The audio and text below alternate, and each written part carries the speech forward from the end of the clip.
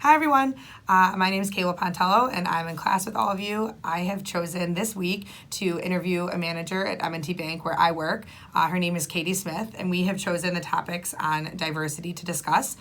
So the first answer that I'm going to ask Katie, we're going to switch it around here. As a professional in HR at M&T, what are some areas of opportunities related to diversity as you think about your role in learning and development as a manager? So one of the things we talk about a lot is how we can provide the right tools and skills for people as they progress through their career.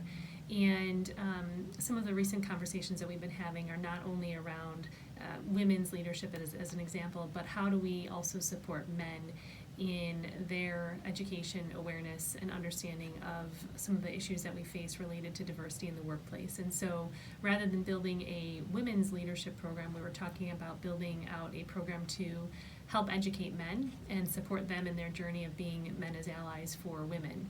And so there's a lot in that, and it's not an easy journey to think about, because really you're not only changing behaviors, but the root of the issue is that you're changing mindsets and really helping people get a better understanding of some of the challenges that women face, and in particular some of the things as they move further on in their career and progress through the organization, how we can support them better. As a starting point, we're talking about men as allies for women, but there's also the concept of allies for all, which is when we talk about diversity and being inclusive. It would really relate to any diverse group that needs support, and not so much help but support, and we need to help build understanding and empathy. That's the big thing, empathy and awareness. So really focusing on that journey and trying to help do more related to that topic is really important. We do some unconscious bias training, which I think is a really good start, but furthering that and just helping with the self-awareness is really important. Good. Thank you.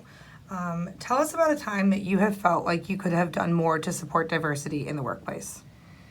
I've had a couple of situations where I've, after the fact, reflected on a situation that might have come up in a meeting, and there have been opportunities where I could have stood up and done more. So in the spirit of our new values, candor is one of those values, and I'm sure we've all been in meetings where something is going on, a sidebar conversation, or somebody's making a joke about something, and so standing up or being able to kind of call somebody out when they're behaving in a way that maybe is excluding people or making people feel uncomfortable, or if they're talking about a situation that maybe in a prior meeting or referencing somebody else, just making sure you call those behaviors out, because I think part of it is the awareness of when somebody's doing that, they might not know that they're causing this or behaving this way, and that the impact it's having. So the whole intent to impact concept. So there have been several times where I've thought after the fact I could have stood up, I could have said something, and I didn't.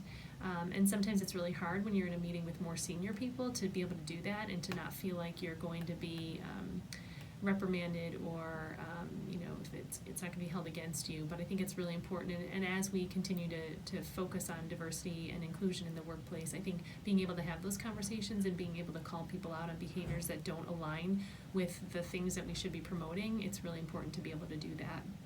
Awesome. Thank you so much, Katie.